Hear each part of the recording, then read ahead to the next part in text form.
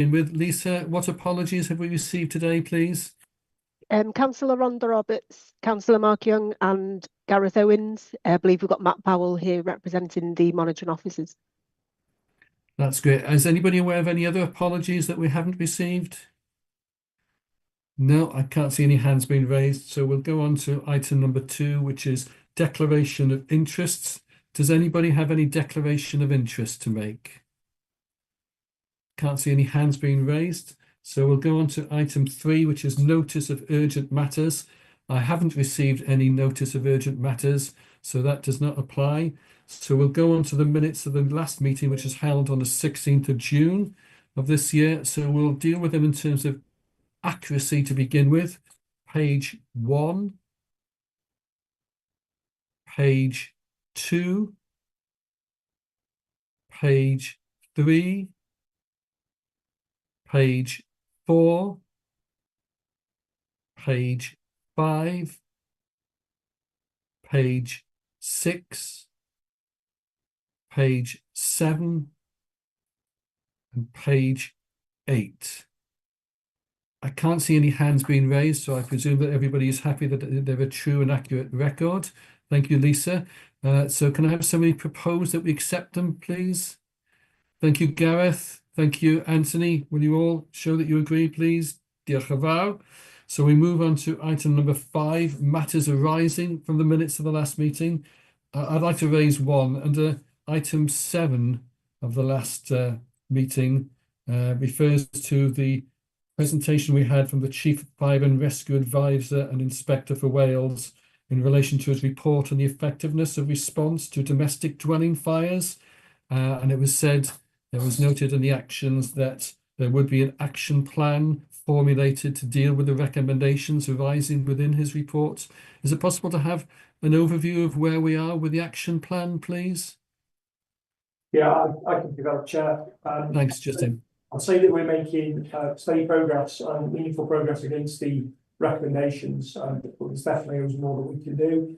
So operationally, we've made some progress around equipment. So we've done scoping work for changing some of the equipment that we carry on fire appliances, increase into the larger diameter hoses that the fire advisor references within his reports.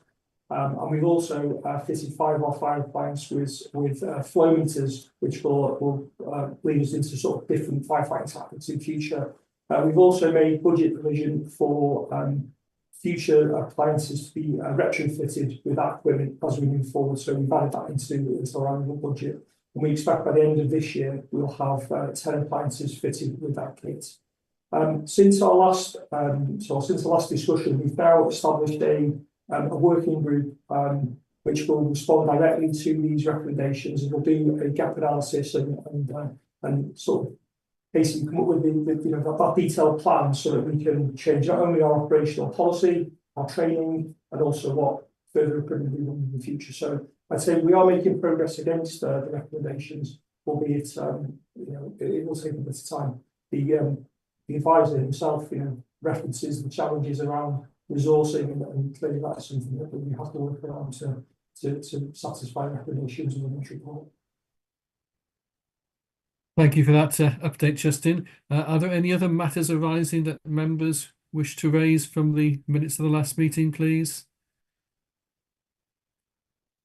No, I can't see any hands being raised, so that will you just show that you note and approve the contents of the last meeting then? Thank you very much. That's been passed. So we go on to item number 6, which is the Welsh Government consultation regarding the governance arrangements for fire and rescue authorities and services in Wales. And I think it's the Chief that's presenting this item. Thanks, Chief. Thank you very much, Chair. Yes, I'm presenting this item rather than the clerk because of probably my working relationship is a bit closer to Welsh Government than his. So the covering paper that you have here was actually written before the consultation was published because it has been delayed by a few weeks, but it is finally here. And the consultation requires us to submit a response by the 24th of October. And Therefore, the recommendations, which I will return to at the end of my presentation, is to note the contents of the consultation and for members to agree to attend a workshop to scrutinise the proposals and to draft our response to those proposals. And in order to make it easier for people to participate, the intention is that we shall have an in-person workshop at headquarters on Monday, the 29th of September. And for those people who can't make that, we will also have an additional one online on Thursday, the 2nd of October. So plenty of opportunities for members to put forward their views and their ideas that we can then issue to the Welsh Government. What I'd like to do today is to talk a bit about the background to this. The current North Wales Fire and Rescue Authority came into being nearly 30 years ago in 1996.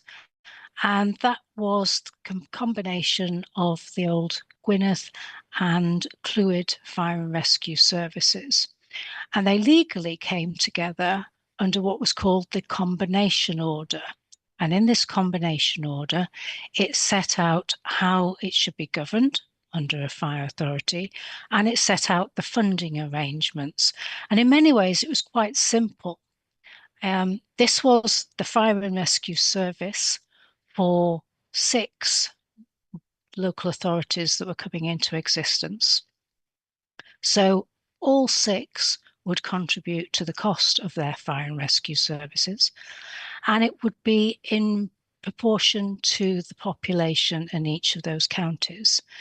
And in the same way, the representation on the fire authority would be in the same proportion to the population in each county, which is why we have slightly more members from Flintshire than we do from Anglesey. So that arrangement came into being, and it's operated fairly well for that period of time. And then if we fast forward to 2018, there was a white paper looking at those governance arrangements and questioning whether they should change, question whether the funding arrangements should change, and also around performance management. Now, those of you who have been on the Fire Authority for some time, like the chair, will recall that we had a workshop in those days in which we put together members' views and submitted a response to that consultation. I'm not sure whether the driving force around that was actually a belief that there needed to be change, because we have always been a high-performing service within Wales. But I think it came on the back of the attempt to reform local government and the governance arrangements that didn't then carry forward. So in 2018, there was that white paper.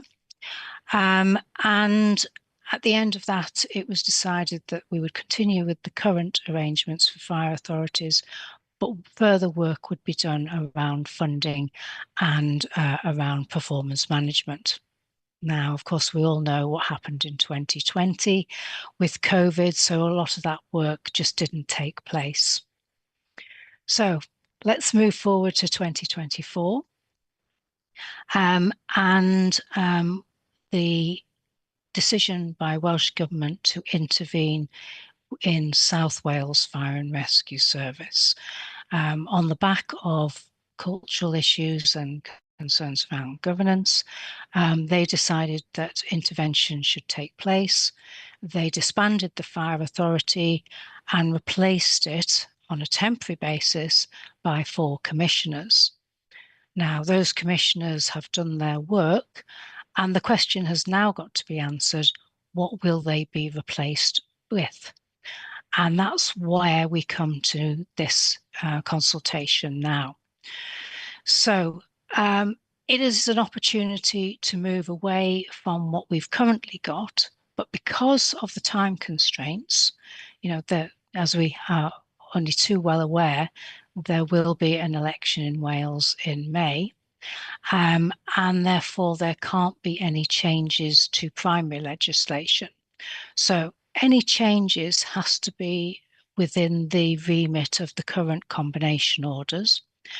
And those combination orders will only allow for certain changes. So you will see in the paper that it talks about changes to the numbers of members on the fire authority, because that is within the gift of the current combination orders.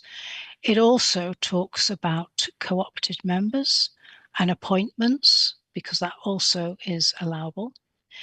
When it comes to funding arrangements, we cannot move away from the current system, but it does talk about whether there should be more formalised consultation, although we've always done consultation around our budget with the constituent authorities.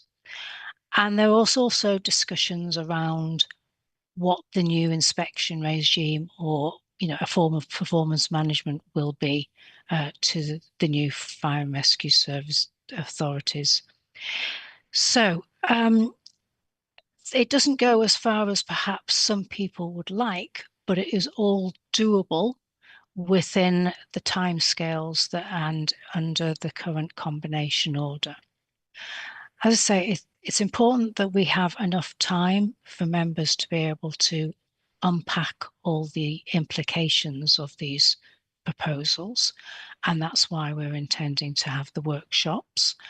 I'm happy to take any initial comments that anyone might have, Chair, or indeed any questions on the back of this consultation. And I would urge everybody to take part in those workshops so that we can really work through what might the implications of these changes be. Thank you. Thank you, Chief. That's really helpful in terms of giving the background overview to this paper or this consultation. Any questions or comments, please?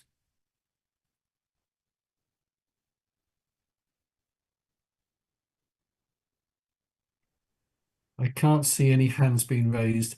As I put in the email that was sent out in relation to the fact that we would be holding workshops, it's obviously important as an authority that we respond to this consultation, because there are far-reaching implications to the proposals, or some of the proposals contained in the consultation, but it doesn't preclude you as individual members liaising with your local authorities and feeding back into any response that they would want to make as well in relation to this consultation.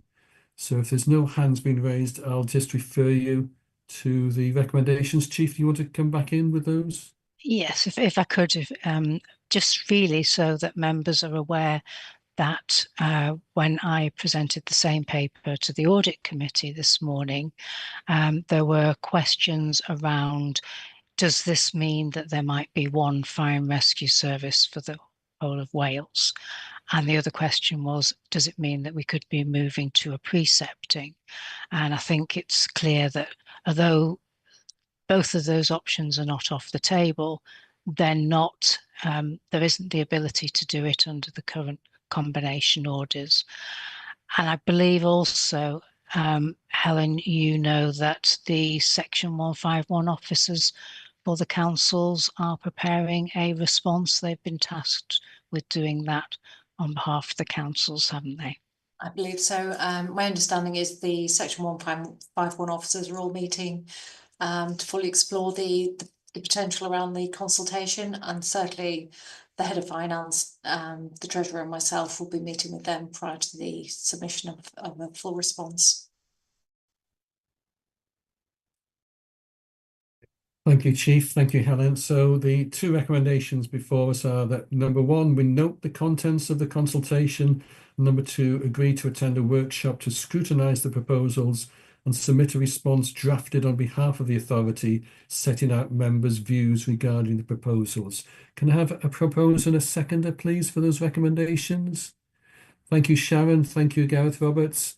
If you all show that you agree, please. Diolch yn fawr. So we move on to the next item of the agenda, item 6, which is item 7, the annual performance assessment for 2024-25. And it's ACFO Anthony Jones who's presenting that. Diolch, Ant. Diolch, Fernando, pawb. The purpose of this report is to present members of the executive panel with the annual performance assessment for 2024-2025. The authority is required under Section 15 of the Local Government Wales Measure 2009 to publish an assessment of its performance. And this assessment should be undertaken on an annual basis and published no later than the 31st of October each year. In addition, Schedule 1 of the Wellbeing of Future Generations Act 2015 requires an annual report showing how the authority has progressed against its wellbeing objectives. The authority's Community Risk Management Plan for the period of 2024 to 2029 and the Community Risk Management Implementation Plan of 24-25 were approved by the authority on the 15th of July 24, and they focus on the 5 key principles of prevention, protection, response, people, and the environment. The Community Risk Management Implementation Plan sets out the authority's objectives for each financial year, including how it will fulfil its obligations under the Local Government Wales Measure for 2009 and the Wellbeing of Future Generations Act.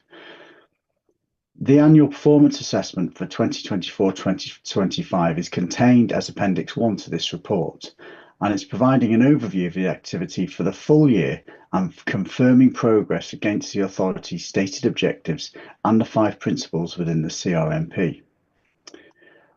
Whilst the regulations are not prescriptive on the form or the content of this performance assessment, for consistency in reporting and accountability, we detail our approach in Section 8 of this cover paper. The authority is also a signatory on the All Wales Dwelling Fire Response Charter, which provide a framework for improving fire safety in the home to reduce the numbers and the impact of domestic dwelling fires. Where fires do occur, the Charter promotes an effective and professional response. And again, our annual performance assessment describes our compliance to this Charter. So therefore, it's asked that members note and endorse the content of the annual performance assessment for the period of 2024-25 for full approval by the authority. Dear Hans, it's a very comprehensive document with a lot of information contained within. Can I ask members any questions or comments, please? Thank you, Anthony. No. Sorry, yeah, you can hear me now. Yes, I'm off mute. Right. Yeah, thank you for the document. Yeah, very comprehensive. Can I draw your attention to the table on page 39 regarding wildfire incidences that have occurred since 2022 to 25? I notice quite a worrying trend, actually. And this is in conjunction with the quarterly report we're going to get at agenda item 8. If you look back at 21-22, the final quarter, there were 21 wildfires, followed by 22-23, first quarter and second quarter, 16 and 18 wildfires.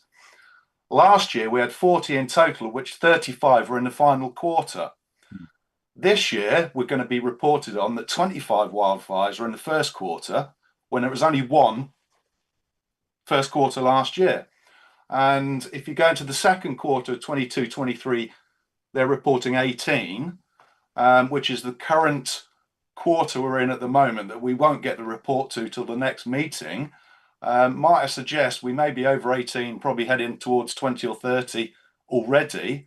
So the trend I'm seeing is there's the potential for this year to be somewhat 60 to 80 wildfire incidents over the full financial year, and the concern of the resource that is going to be required to deal with that, considering budgeting for next year. Thank you. Yes, thank you, Councillor Venn. Yeah, and you are right. We are noting and seeing the same trends that you are, and obviously with wildfires and environmental fires or incidents in general, we've seen that increase in floodings as well as wildfires, depending on the climate. And this year in particular, you are right, it's been a very dry year, and you'll have seen that national reporting as well as our own reporting that we have seen an increase in incidents across the country and in fact in many partners across the world. From an investment point of view, we do. We have invested significantly. The authority have invested significantly in wildfires. For example, rolling out our dedicated protective equipment and firefighting PPE for our firefighters. We have dedicated wildfire leads and wildfire officers on all of our rota groups, and we have dedicated wildfire vehicles. So it is something that we are very, very acutely aware of, the challenges that we face and the incidents that we are having, and we do monitor those quite closely. We have also, you'll know, or we know from our own reporting that whilst we have been stretched and we have had incidents that have run back to back, we haven't had concurrent incidents, and of course that could cause us further concern because our resources are finite. But we do monitor how we respond and learn very much from them. We spend a lot of time working with our local resilience forum partners as well, and any significant incidents that do come about that result in that multi-agency response, we do debrief. So thank you for raising the question. It's something we are acutely aware of, and we are monitoring those trends ourselves. Chief, I think you want to come in as well. Thank you. Yes, this is something that we've always dealt with, and we've tried to reduce the numbers through an all Wales approach to tackling grass fires. But as Councillor Wren has pointed out, despite what we have managed to do collaboratively, these are becoming bigger and bigger problems, and the resource that it draws into them. And what we notice on a daily basis when we get the logs is the number of increased small fires, small grass fires, that if we are not there and we're not putting them out, then they can escalate into wildfires that can take resources over 3 or 4 days in order to tackle them. I guess what this does is emphasize just how important it is to have a rural fire and rescue service that is available. And for the last 4 years, we have been working to make sure that we have more resources in our more rural areas so that we can tackle these at source rather than waiting for them to be grow to be a larger major incident. But this year we have been particularly stretched with the amount of wildfires that we've had to deal with. And although we've had a lot of letters of appreciation from the public, this is something that's not going to go away, and we need to set up our resources and make sure we've got the adequate rural fire cover. Thank you. Thank you, Chief. Anthony, do you have an additional question? Are you satisfied with the... No, thank you. That's excellent. Thank you. Thank you. On the subject of wildfires, Anthony, you mentioned about sort of national reporting, and there was an article on BBC Wales News a couple of weeks ago whereby they highlighted the increases in wildfires within Wales, and I think they interviewed somebody from Mid and West Wales Fire and Rescue Service. But one of the things that they said in that report, which surprised me, was that they said that the statistical data was recorded in a different way for wildfires in South Wales Fire and Rescue Service. Are you aware of that? And if so, why do they record it differently? I'm not currently aware of that, Chair. I can certainly find out the details of that for you, but I don't have that data to hand. Okay, perhaps we could look into that. Oh, Justin, I see you got your hand up. Thank you. Yes, Chair. Whilst I don't have an answer for you today, I also saw the same article and have picked it up with Paul Kay. So I've asked him to understand and get some more information for me on what the differences are between the way that we are reporting and feeding back on our data. So I will come back to you with updates on that in the future. Thank you, because obviously when we talk about sort of all Wales sector indicators, then obviously we should be measuring performance and reporting performance in the same standard format. So yes, if you're able to look into that, that'd be great. Thank you. Any more questions or comments, please? Cynghorwyr John Ivan Jones, diolch. Thanks, Chair. I was just going to sort of elaborate on that to what's already been said. But I mean, the cheapest option with wildfires, I suppose, is prevention. And what's being done to work with bodies such as Natural Resources Wales to increase the awareness of wildfires, and is that something that's been given attention enough as well? Thanks. Thank you, Councillor Jones. Yeah, most definitely. We work as part of across North Wales as part of our again, I mentioned earlier, working with the Local Resilience Forum, which Natural Resources Wales are an active partner of on that, and also we work as on an all Wales basis from a prevention point of view in relation to working with landowners, working with Natural Resources Wales to where we can educate and support people in the causes of wildfires. It's harder and harder for landowners to do that preventative work in relation to how they manage their crops, but we certainly, on an all Wales basis and within communications we put out, support and try our best to educate landowners, and working with Natural Resources Wales to that sort of that preventative work, that really acute land management that can help and reduce those wildfires. And as the Chief mentioned, you know, the fact that, you know, barbecue safety and stopping those incidents in their infancy, and those smaller, stopping those incidents when they're small, developing to larger incidents is really important as well from that educational point of view. Yeah, Grant, and I think the Chief wants to come in. Thank you, Chief. I'm just echoing what Ant has said about working with others to prevent these fires. I think it's unfortunate that Welsh Government decided to take away the grant which funded our arson reduction team, because that team was part of the group of people that go out and talk to landowners face to face with farmers to encourage them to notify us of burning and work with us to make sure that the risks are reduced. Unfortunately, we don't have that team anymore because the grant was withdrawn 2 years ago. Well, thank you, Chief, for pointing that out. And obviously, because this is a nationwide problem, it's something that perhaps we could pick up on in the social partnership meeting with the Cabinet Secretary, see if we can squeeze any more money out of the grant funding programme. So that's something that perhaps we can pursue. If I could just raise another item from the report, page 17 gives us the health and safety data, which has to be contained within the report or reported on. And I noticed that it says that there's an 18% increase in accidents over the last 12 months, but it doesn't give any sort of background to why that is, doesn't identify any trends. I don't know, Ant, if you're able to sort of give us a little bit more information, or Justin, as to why there's been that 18% increase. Yeah.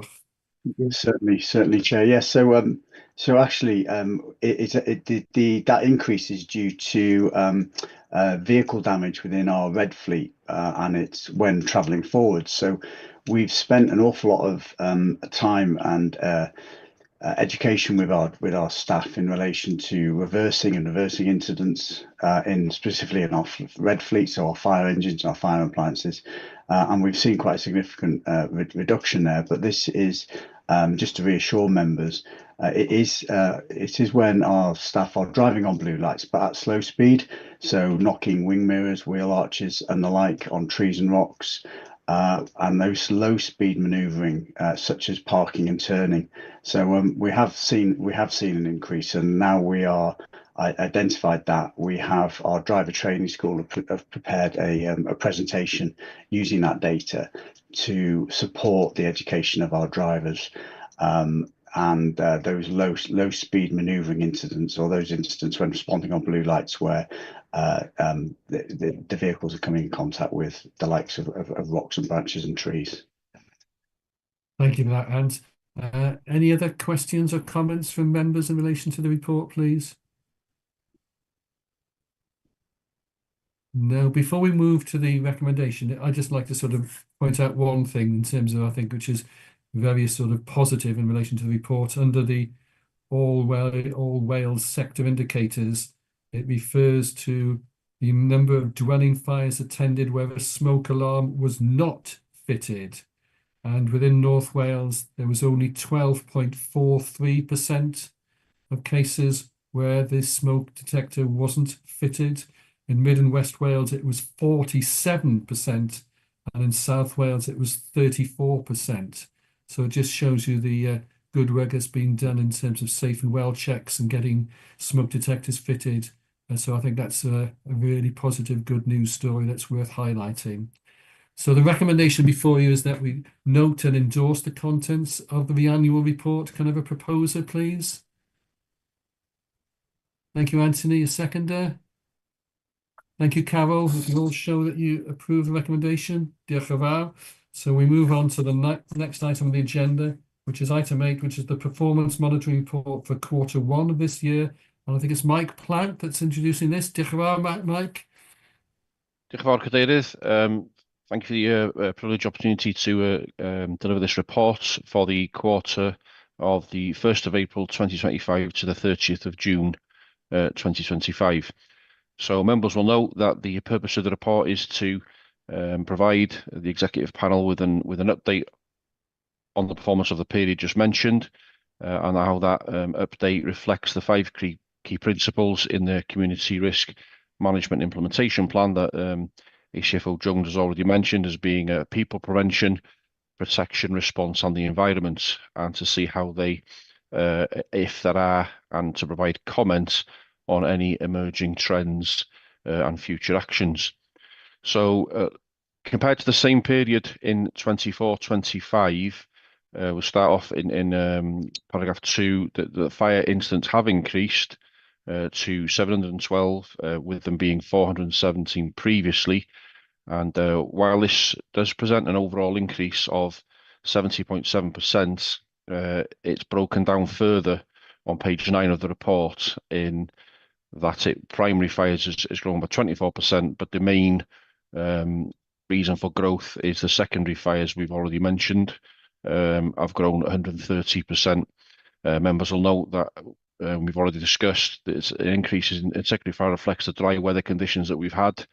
And when we've looked at this, you will note that what has been also identified is that there's less flooding incidents for the same period, which makes sense due to the change in weather conditions. The wildfires, they are unpredictable. We have had one case of a wildfire that was concurrent, and they are resource intensive, as members know. We did have a couple of incidents that drew a lot of public attention recently in Combe Mountain in Llandudno, that went on for a number of days, and also Mynydd Bodafon in Neu Llanachymedd in Anglesey. And ACFO Jones has already covered a lot of the things that I had here to mention, so I'm not going to repeat them, but just again to say that members will have seen in the numerous media outlets pictures of the Fire Authority's investment in action, namely, the new wildfire lightweight PPE, the wildfire appliances and welfare units that supported those incidents really well. And speaking to the crews as well, it's made a huge difference, and to the FDS officers attending, in that it's really helped, especially our on-call officers, to keep going and avoid sort of heat exhaustion. They're able to, maybe whereas we would have to do reliefs earlier previously with the heavier fire kit, they're able to keep going a little bit longer, etc., which is making better use of time. So I thought it was important to mention that. Looking at paragraph 3, we have noted that accidental dwelling fires have marginally increased by 5.8%. If members look at page 11 of the report, they'll see that compared with the same period last year, with a total of 73 incidents attended. However, whilst this is an increase over the previous financial year, or the same period, it's important to note that it's still 8.8% less than the 3-year average of 80, and is also significantly less than the number of accidental dwelling fires attended during previous financial years previous to 2024-25, and that's due to all the hard work and that the prevention protection teams have done. Looking at the fourth point, members will note that attendance at special service calls have decreased by 8%, which is good news year on year, to 306, which included 67 road traffic collisions. And again, this is great credit to the various campaigns that have been going on with Biker Down, Operation Again, for example, that are making inroads into, and that's been reflected by the KPIs that the Welsh Government have produced to that effect. The fifth point, work continues to support our communities, a total of 4,722 safe and well checks completed during the period. Although there has been a slight decrease in overall terms of 5.7% for the same period the year previous, the reason for that is that the focus remains on the medium and high priority visits, and that's reflected that there has actually been a 7.2 increase in the number of high priority safe and well checks completed, and a 13.1% increase in the number of medium priority safe and well checks completed. The reduction overall, therefore, is due to crews using Exeter data to better target and perhaps travel greater distances to find those people that are more in need. And what that's done is it's lowered the numbers because we're not doing as many low priority checks, so to speak. Members will also note that there continues to be excellent work done throughout the North Wales Fire and Rescue Service area in respect of education through school visits, the provision of the Phoenix course, and individual interventions to address fire sets. And that on page 10 and 16 of the report includes lots of work done with key stakeholders to reduce risk, youth engagement with 1,520 children over that period who've been given fire safety education during the last financial year. And members will note that we've had 4 Phoenix courses as well during that quarter, with 29 youths being able to successfully complete the course, which was all excellent. Members also note that following a request for this information during the last quarterly performance report, on page 26 there is now more detail on starters and leavers, and following a concerted campaign since restructuring 2022, we are now recruiting more on-call firefighters than we're losing in the on-call stations, which has taken a huge amount of work to do, which is encouraging. And that brings an end to the report, unless someone would like to ask questions. Mike, before I throw it open to members for comments and questions, if I can just pick up on the very serious wildfire at Mynydd Bodafon, which obviously I know that area very well. Yeah. And it was, we're really appreciative of sort of the hard work and the commitment and the professionalism shown by all the crews who attended, who succeeded in preserving life and property. But it was so sad to see the devastation that's happened to the mountain, the whole of the mountain, and obviously the wildlife that will have been destroyed as there was a report in the media to say that there had been a couple of arrests. I haven't heard anything since. Are you able to comment at all about the actual investigation as to the cause of the fire? Thank you. Thanks, Chair. I can't comment on the fire investigation because I'm not privy to that. I can get that information for you and report back. What I do know about that incident that the Chair is dead right. The fire started on the 22nd of August, and it was ongoing till the 27th of August when the stop message was received. So 5 days, 13 hours from start to finish, which took a great deal of effort and cover from the local on-call crews and the control teams and the FDS officers to keep that provided. I have attended wildfires in that area a few years ago, previously during COVID, and it is quite challenging with lots of narrow lanes and lots of property that's very often not habited because it's a holiday home. So being able to protect that and ensure that we're not unaware of a potential property that could have been affected because there's no one there to see it and to call it in, so to speak. So the crew overall, the fact that no property was lost was excellent, because it's quite challenging terrain, as the chair will clarify. Yeah. Thanks for that, Mike. It would be sort of helpful to know at the end of the day if we're able to get information as to whether or not it was an accidental or deliberate fire. But obviously, I appreciate that you're not able to say more information at this stage. Any questions or comments in relation to the report from members, please?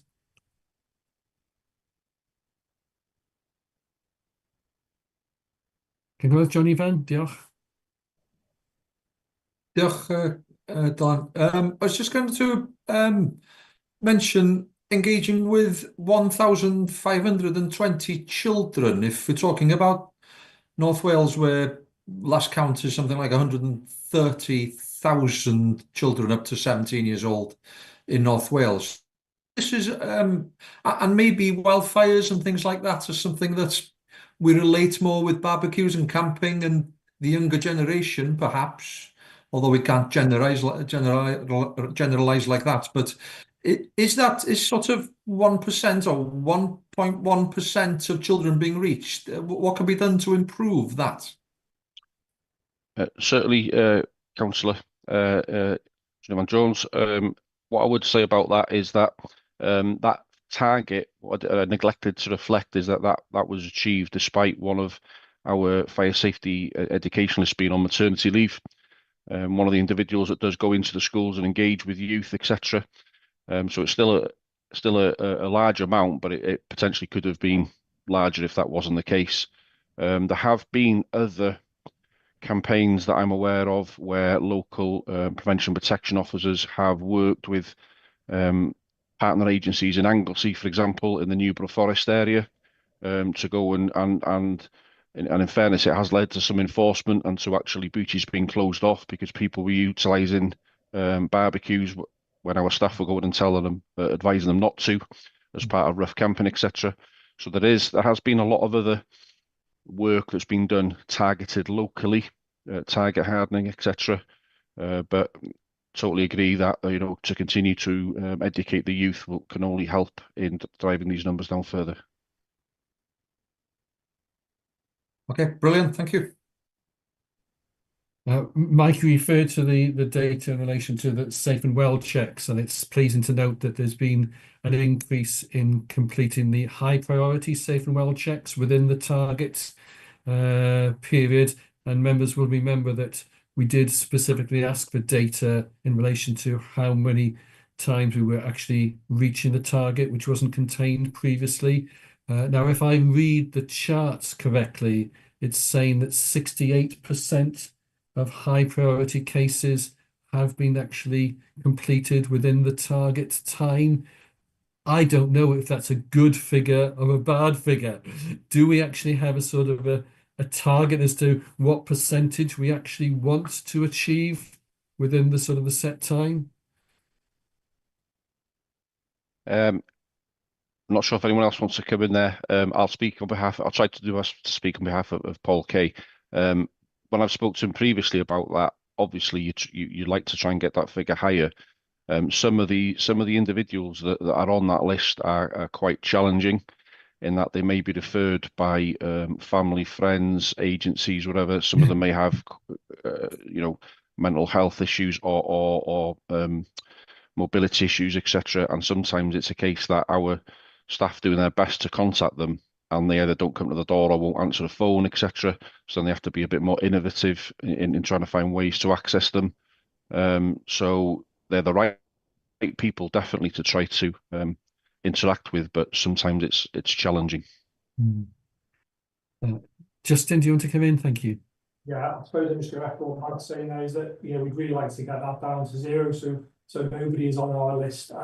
I guess there's some driver from the partners that we work with in terms of the quality of the referrals that we receive. So a lot of our referrals that come through from partners are considered high risk, and they go into our high risk register. and we then have to obviously use our resources to get out of them as quickly as we can. I've been picked this up with Paul Kay recently, and we are looking at how we can utilise the crews at fire stations more effectively to deal with some of the lower medium risk numbers that we've got on our list there, so that we can actually dedicate our prevention staff or dedicate prevention staff to getting out purely to the high risk referrals. So we'll just keep plugging away at that. So I guess it is something that we probably need to consider as to what is the effective benchmark. We've set a standard for the timescales, and ideally we would like to get that as low as possible.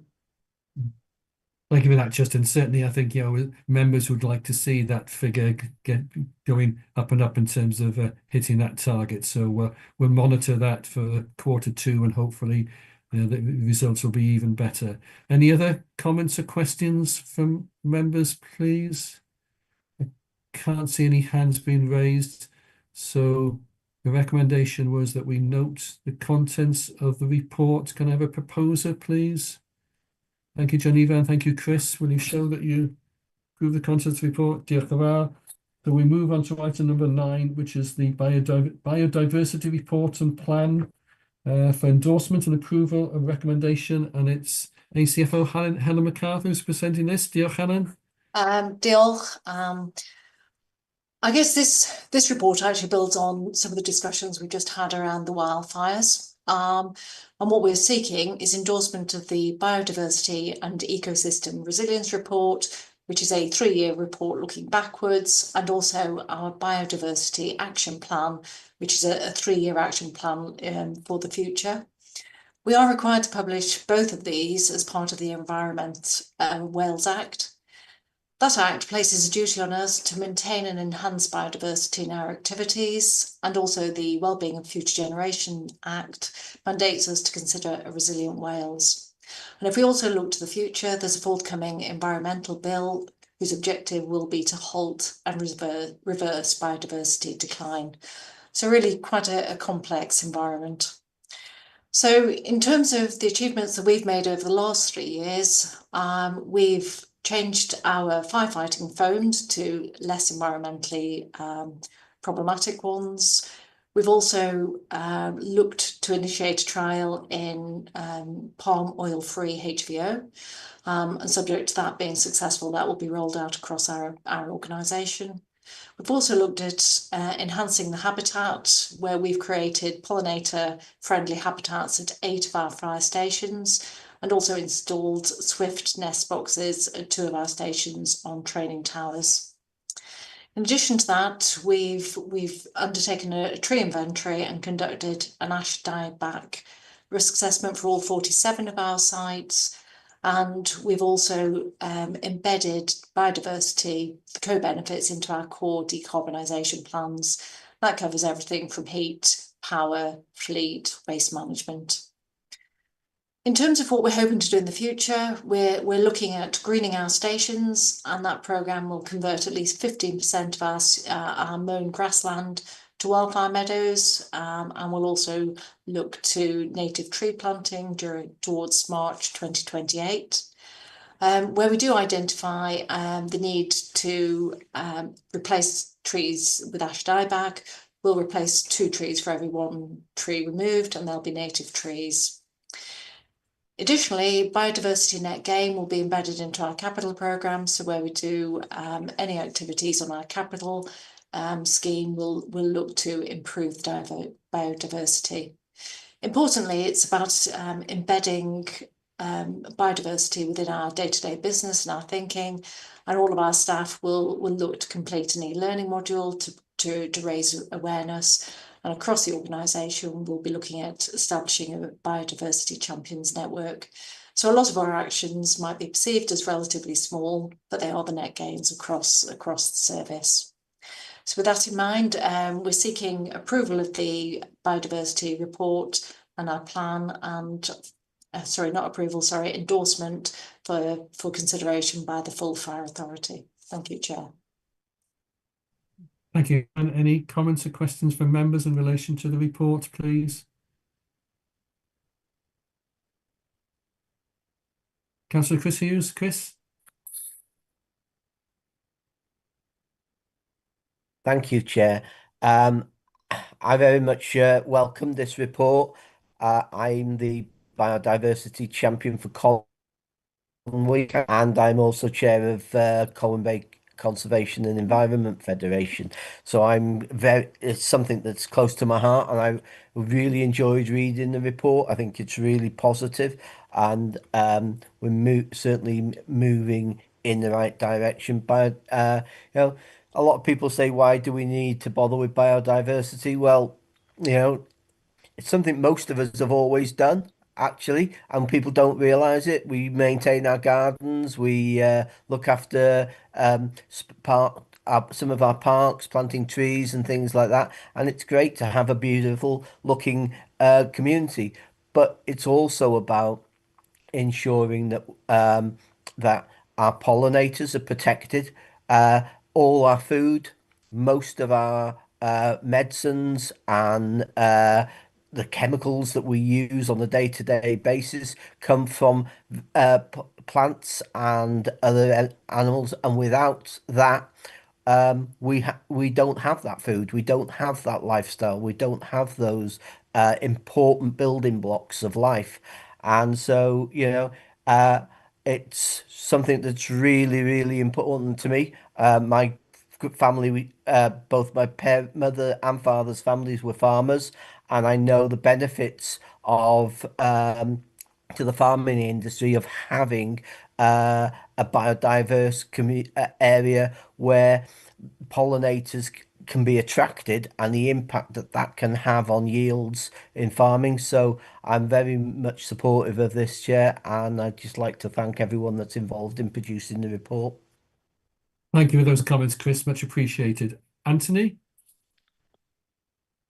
Yeah, sorry, just let me lower my hand. Just regarding paragraph 8, where it says the habitat creation, a greening our stations program to convert minimum of 15%, and then native tree planting by March 2028. Is that not ambitious enough? Can't we bring that back earlier? We can certainly endeavour. I think that was the backstop date, as it were. So we will certainly endeavour to bring that forward. I think the difficulty we have is we have one environmental manager, and there's an awful lot of projects going on in terms of things like reducing gas in a number of stations, solar panels. So it is about balancing off this with everything else that we do. But where possible, we'll definitely progress this. In relation to progression then, Helen, can I ask, Table 2 has the Biodiversity and Economic Resilience Action Plan for the next 3 years. So will that plan be coming before us every quarter for us to review its progress? We can certainly endeavour to ensure that it's on the timetable for either the executive panel or the fire authority. So perhaps outside of the meeting, if I can agree a timetable with you, that's something that we can facilitate. I think if we are stressing the importance of this plan, then we need to be able to review it regularly. And the other thing I was going to ask, if possible, is that in relation to sort of the outcome actions, would it be possible for them to have RAG status applied to them? So then that will make it easier for us to monitor the progress. I've just made a note of that, so I'm sure that we can facilitate that. Okay, thank you, Diolch. Any other questions or comments in relation to the plan? I can't see any hands being raised. So the recommendations before you are: number 1, endorse the draft biodiversity report and plan for approval by the North Wales Fire and Rescue Authority. And number 2, approve the publication of the report and plan on the service's website until it has been considered for ratification by the authority first. So can I have a proposer, please? Thank you, Chris. Thank you, Gareth Roberts. If you all show that you agree, diolch yn fawr.